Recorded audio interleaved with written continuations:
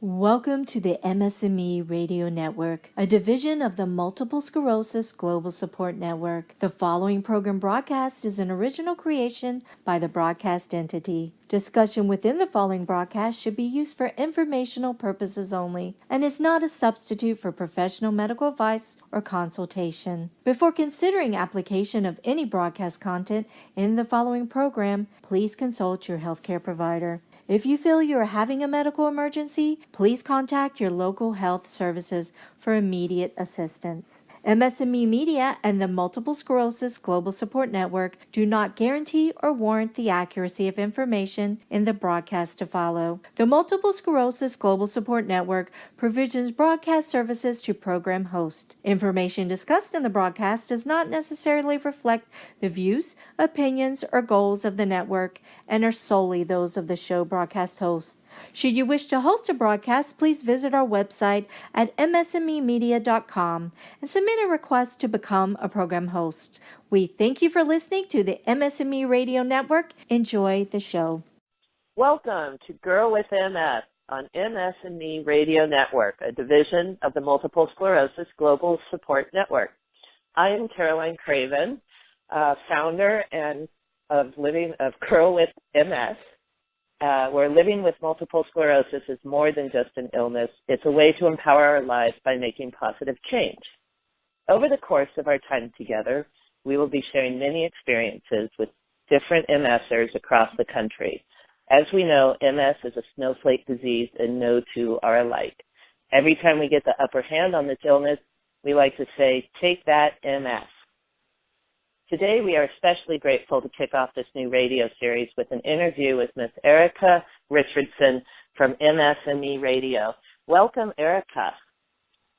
Oh, thank you. It's wonderful. I'm really honored to be here on your first show, Carolyn.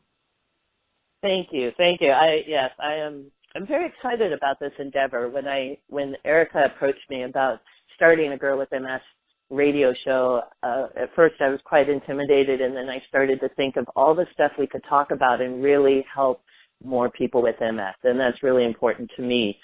And it's obviously very important to Erika because we've listened to you provide so many wonderful and helpful programs to us via your radio shows.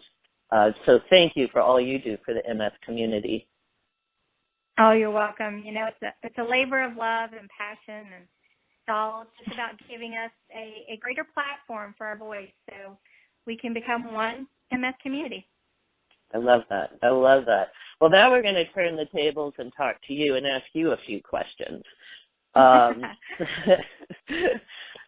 First of all, last time we spoke, and I do want to hear about your MS journey, but being new to radio, you mentioned that you got into radio as a child, and I'd like to hear a bit about that story, how you got into that.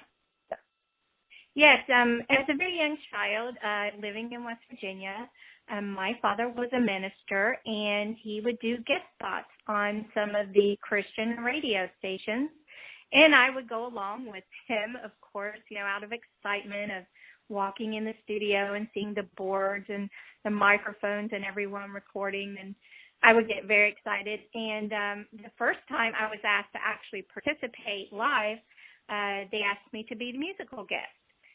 Quite often when my father would preach revivals as a child, I would go along, and I was the musical guest for the church service. So I sang a lot, eventually doing community theater and expanding upon that. But then when I was in junior high, my dad had his own show.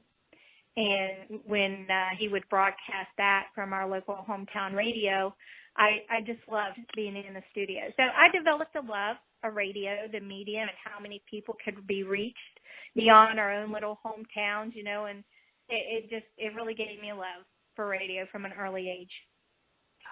Yeah, that's really special because radio is something that's it's such an art form, you know, and especially if you think back to just years ago and how we've developed, and I really appreciate that.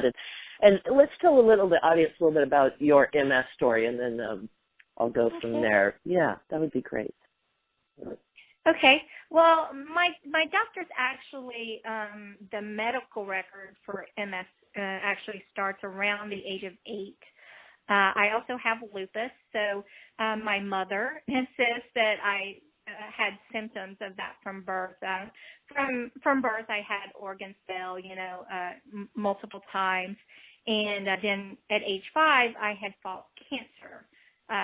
Fought and beat, thankfully, thank the Lord, thyroid cancer, and with lots of radiation. And I had 2 tumors. So anything that would come up medically after that, so many things were blamed on the thyroid cancer and the radiation and after effects of that. So any medical issue I would have come up, they would naturally go to that. However, I was having symptoms outside of what could be blamed on that. So my mother kept taking me to the doctor just continuously, and it would be just buckets of either steroids or antibiotics. Steroids or antibiotics all through childhood. And I remember just any time I would do any activity, it would be a night filled with my mom laying there on my bed, just rubbing my legs and me crying and moaning and twisting in pain, and she knew there was something wrong beyond the thyroid issues and other things that had happened. I had kidney disease, my kidneys would fail and become super sensitive to light. There were times she couldn't even take me out in the sunlight, or I would have, reaction to the heat. It's to the point, by the time I was 13, I started passing out when I would get overheated. And one really vivid memory was being in the cafeteria when I started 7th grade. And, it's so hot, and it's North Carolina. That's where we were living, and the school was not air conditioned. So when you walk in the cafeteria in front of ovens, it felt like you just hit a wall of heat. And I just knew that day, I could just feel it. I was going to pass out. I thought, let me find a seat. So I was looking behind me to find, an empty bench at one of the tables where I could sit down. And just as I tried to sit down, I went backwards. I just went out like a light, and I, hit my head. I broke my tailbone. Totally embarrassed, of course, at 13 to be carried out of the cafeteria by the cook, who was also a deacon in your church, Oh, one no. of those moments you don't forget. My parents were like, that's it, we have to find her another school where it's air conditioned to keep her heat regulated, her temperature regulated. And I had to leave my friends and go to a new school, which was horrible, trying to get used to that. Of course, you make new friends, but it's not easy at that age. But it just was, continued. High school, I was in chorus. I still like to perform in theater, and the hot lights from the stage, would get to me. I would go down, and so I had to stop performing. I could still be in chorus, but I couldn't perform. I couldn't be in theater anymore, so I had to give that up. Sports. I was a cheerleader. I was a majorette. I played softball. I played volleyball, and it started affecting me there, and I had to give them up one by one, and they couldn't figure out why I was so tired, and then I was just on, and then I was tired, and why I would get tired so easily, and I would get called lazy, or it would be blamed on. And with the thyroid, my weight was just up and down, and they couldn't regulate it. Oh, it's still her thyroid, it's her weight.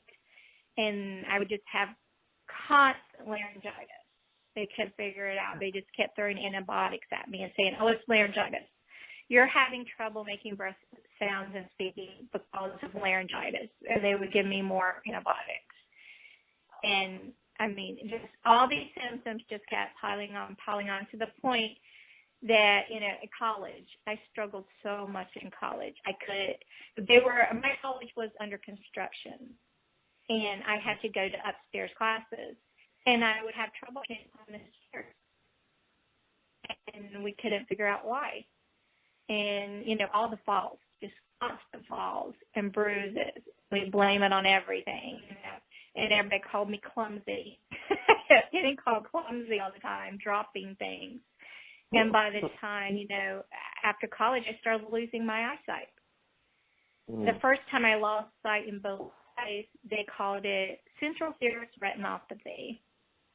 And we asked the doctor, what is that?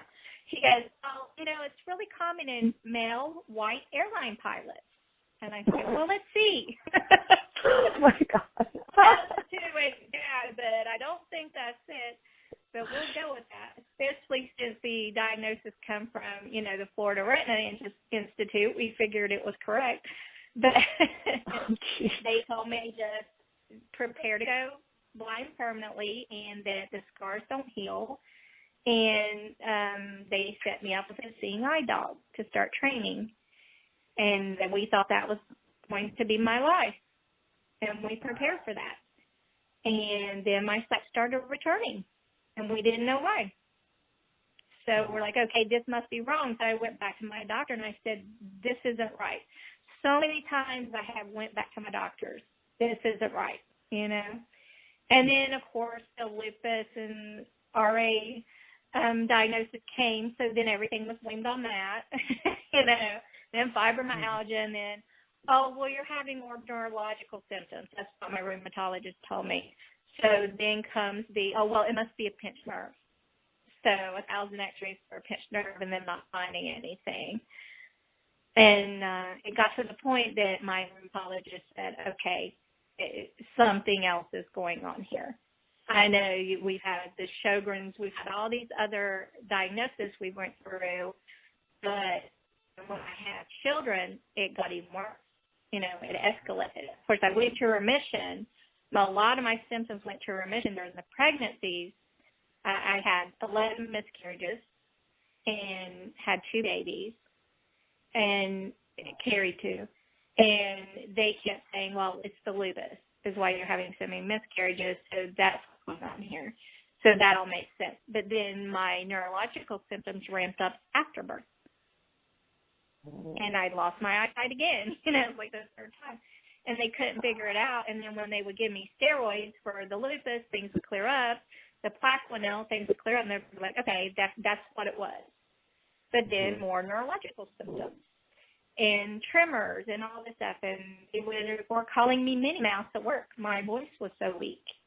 And I would fall. They would tell me at work, okay, you're not allowed to go on vacation anymore because every time you come back on crutches from another fall. So you're not allowed to go on vacation anymore. And, finally, they had set me up with an appointment for a neurologist, and they had done a nerve conduction studies and all that already in preparation for that. And I was scheduled for an MRI. And before that happened, I was at work, and I noticed, I was kind of off all day, and all of a sudden my words were slurring even worse than they already had been, and my voice was even weaker. And then I tried to reach the phone to call one of my patients, and I couldn't even reach out with my right hand. And I was weak all over. So I thought, okay, it's just all over weakness. I'm going through that fatigue thing again. I'll just rest a minute. So I just took a little break, and then I started working again. And then I'm like, I can't even function with my left side. Now it's my left side, and I can't even function. I couldn't hold or grasp anything. I was dropping my water bottle. I was sitting funny in my seat, and I hear my coworker from behind me say, Erika, what's wrong with you? And I turned and tried to speak to her, and she said, something's very wrong. I think you need to call your husband and go home and talk to your doctor. And I called my husband. He said, oh, yeah, I'm already here because, your shift's almost over, and I got off work early today, so I'm already sitting in the parking garage. I said, well, I think I might need help to the car. He said, what in the world's wrong? Anyway, he came up to the elevator to meet me, and he knew something was wrong. So he told me we needed to go straight to the hospital. I wouldn't go. I wouldn't go. I said, no, I just need to rest. That's all it is. And plus, I have the MRI and all that coming up, so everything's scheduled. I'll just wait and see the doctor. And we went home. He got me in the house. By the time he tried to get me to my bedroom, my foot was dragging. Left side. And I called the rheumatologist, and she said, Erika, go straight to the ER because you don't even sound like Erika right now. I went to the ER, and they diagnosed me with a spinal infarction. So they said I'd had a spinal stroke. They did the MRI. Then they ordered a spinal tap, and I'm going, what's going on? I got scared. And they came back, and they said, okay, you either have, we know you have a spinal infarct, but you either have MS, TM, or transverse myelitis, or neuromyelitis optica. But there's still a chance it's just spinal cancer. I'm like, just spinal cancer? Oh, geez. God. Yeah. So they scheduled me for a neurosurgeon, to see a neurosurgeon, and it was crazy. To see a neurosurgeon, and he did a neurological exam. He looked at all the films, and he said, there's nothing surgically I can do for you. This, I do not believe, is spinal cancer. You have a demyelinating disease, and you have a very large lesion on your cervical spine that has triggered the spinal infarct, and that triggered my journey right there. Wow. To a diagnosis, and it was a long journey. So it went from there. Eventually, I was diagnosed with PPMS active, so that's primary progressive active, which is the rarest form of MS. They did for a while leave my diagnosis as NMO, neuromyelitis optica. They keep trying to go back to that. By the way, they keep trying to throw me that curveball. And, so I've had a brain stroke since then as well. The next year was a brain stroke. And, I've had several TIAs. And we, of course, are trying to get me strong enough because I'm now severely advanced. I'm a incomplete quad, bedbound. And we're trying to get me strong enough, which we've been working very hard, because at my appointment in May, the prognosis was grim. I had never heard those words before, especially out of an MS specialist, but it's on my paperwork. The nurse practitioner at the next appointment went, Erika, you're a different person than your specialist put on the paperwork here. It says your prognosis was grim. She said, but you're a different person talking to me today. She said, what's been going on? I said, because he said grim, and I have a 7 and 9-year-old, and I have to see them graduate, so I can't be grim. So I have to do whatever it takes to not be grim. Wow. So, Erika, wow. kick my butt into overdrive. Yeah. Finding out any information and all information that can change the course of something when it's become that severely progressed. And, luckily, through my work, I have access to a lot of information, and that's what we've been doing. So I hope I have to go have more testing done to make sure my kidneys aren't in failure, that I can have an MRI with contrast. We're going to see where I stand now because, I have severe brain atrophy and I have a lot of brainstem involvement. But if I'm strong enough, then we are going to make the decision whether or not to start Ocrevus. So that's where I stand now. Okay. Is whether or not we will start that. The Ocrevus, you said? Yes. That's where we're at right now. Right, great. With PPMS active, there a lot of, they will try in a lot of patients. They will try the other therapies, even though they are not always effective with PPMS. But when you have PPMS active and you're having active relapses, and you're getting not only that steady progression, but also those fast forwards with the relapses, they want to try anything to stop that. With me, they've just been using steroids, but of course that's after the fact, and you're still getting that extra damage. So they are like, in some patients, they will throw the other therapies at it just to see. With me having so much other going on and being on plaque and all the other things, they haven't decided to do that because for some reason, my case has been so complex, even at Mayo Clinic, they were convinced, even when they got the negative NGD, test, that antibody for NMO, they said at one point it was positive. So they're not sure, do I have NMO and not MS? So they just haven't thrown that other at it, even though the tests all say MS, which brings it to the fact that I wish we all had access, money-wise, financially, to that new blood test, the IQOD test for MS. Right, so right. we wouldn't go through all these back and forth, Right, right. I do think the blood test is going to play a big role to help. There's also I really do. There's also a new clinical trial going out this week, which I am going to be promoting on my blog on Girl with MS, and I'll make sure to get it out. It's testing blood in MS patients, 1,500 MS patients, to look for biomarkers. Oh, that's exciting. Yes, Very all the way exciting. across the United States. So big one coming up. I can't remember which university it's out of, but a lot of good stuff coming up.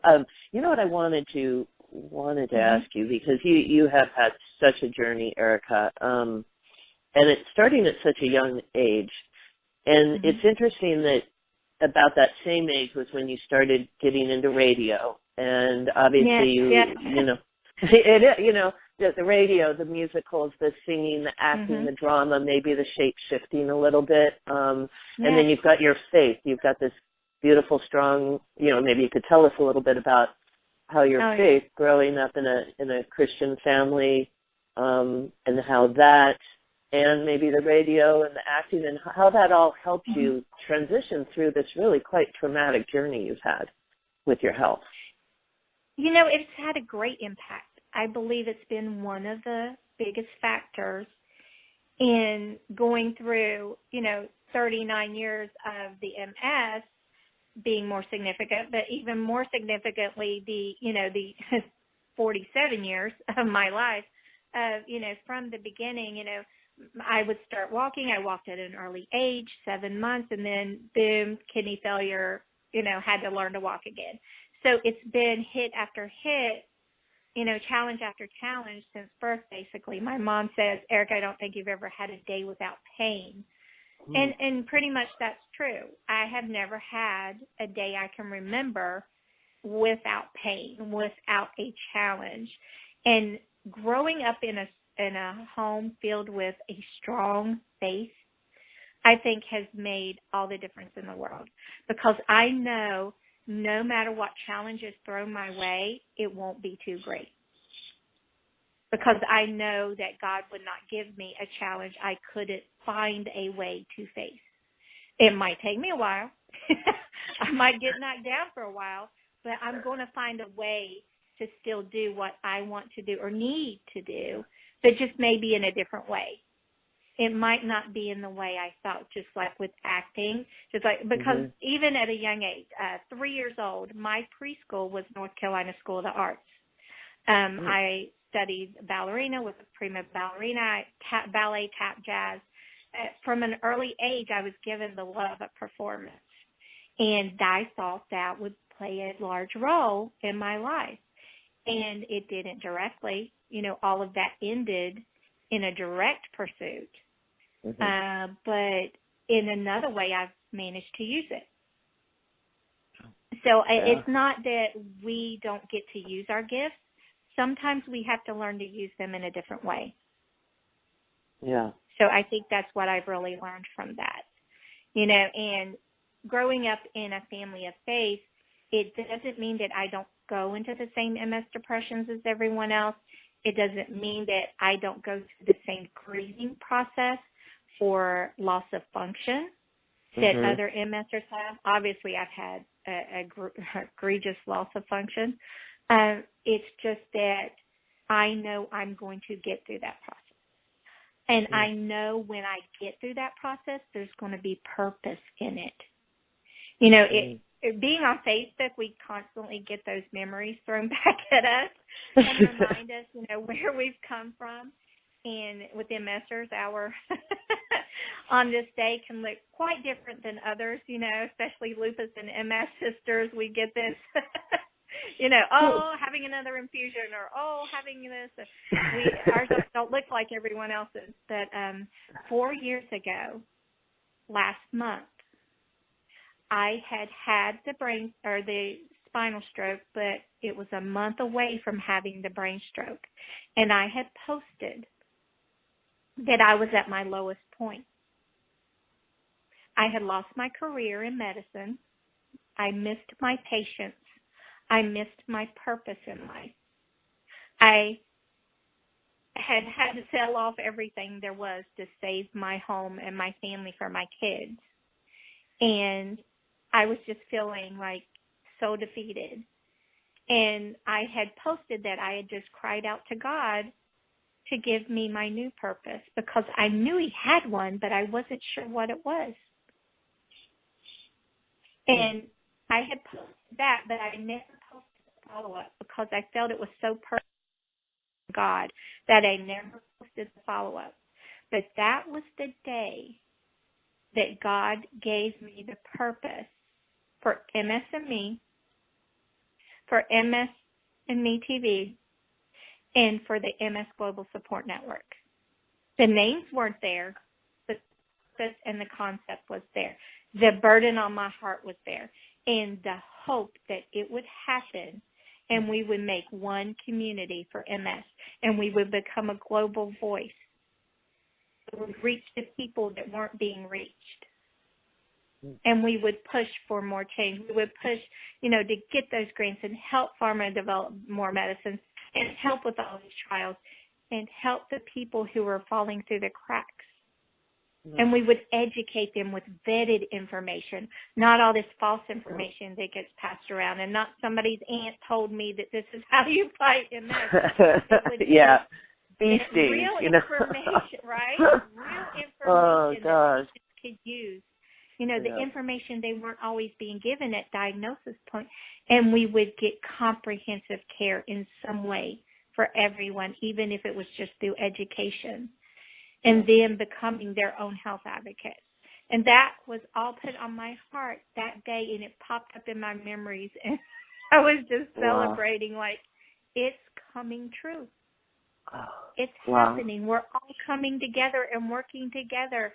And look what's happening when we all work together. Mm-hmm. It's just amazing. I mean, just to remember that 4 years ago in September. 4 years ago. That's Erika, that's amazing. I know we are coming to the end of our time. I could talk with you forever, and the amount of change that with you forever. I know, I love it, and the amount of change you have affected in our community with that message from God and your purpose, and creating purpose for all of us. I can't thank you enough.